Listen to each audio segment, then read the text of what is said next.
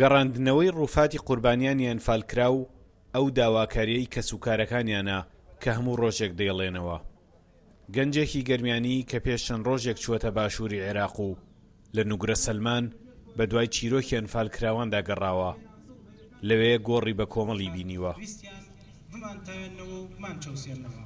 ئەوەی ئێمە بینیمان بە چاو شوێن شۆفڵ هەیە، شوێنی چاڕی لێیە، قەپە شۆفڵ دراوە لەو دەوروبەرانە. پێویستی بەوەیە لیژنەیەکی پسپۆڕ، لیژنەیەکی با بڵێن مختص بەو عیشانە تەرم هەڵدانەوە و تەرم دەرهێنان و گۆڕ هەڵدانەوە بچێتە ئەو شوێنە و هەر شوێنێک کە گومانیان لی هەبوو مەترێکە بزانم 2 مەترە مەترونیوێکە هەڵی دەنەوە کە گۆڕی بە کۆمەڵیتیایە تاکو ئێسک و پرووسکی ئەو خەڵکانە بکەوێتە دەر و ئەوانیش بەو شێوازەی خۆیانە بێنە دەرەوە و بیگەڕێنەوە.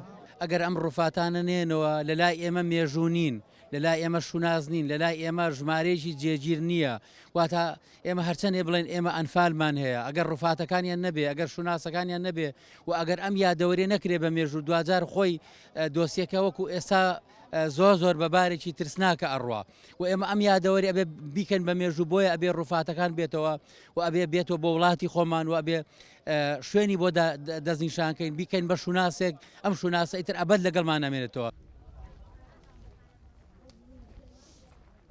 تا ئێستا تەنها 1575 ڕووفاتی ئەنفالکراو گەڕێنراوەتەوە هەرێمی کوردستان. 171 ڕووفاتیش لە گۆڕە بە کۆمەڵەکان دەرهێنراون و نەگەڕێنراونەتەوە. چاوەڕوانی کەسوکاری ئەو قوربانیانە 34 ساڵی خایاندووە. بەداخەوە ئەوە ماوەیەکی زۆر تێپەڕێ بەسەر پرۆسەی ئەنفالدا، ئێمە نەمانتوانیوە کۆمەڵێک کێشە چارەسەر بکەن کە تایبەتە بە ئەنفالکراوەکان. یەکێک لەوانە وەرگرتنی DNA لە کەسوکاری ئەنفالکراوەکان، وهروەها کارێکی ئەوتۆ نەکراوەکەوە گۆڕە بە کۆمەڵەکان هەمووی هەڵبدرێتەوە، وهروەها بە شێوەیەکی زانستیانە، بە شێوەیەکی یاسایانە، وەرەوە بە شێوەیەکی مرۆڤانە ئەو گۆڕانە هەڵبدرێتەوە و ڕووفاتی کەسوکاری ئازیزانمان بگەڕێتەوە بۆ زێدی باوە باپیرانمان.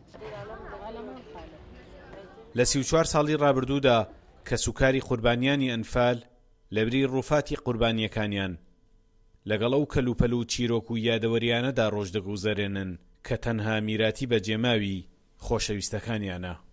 سامان کەریم، کورد سات نیوز، کفری.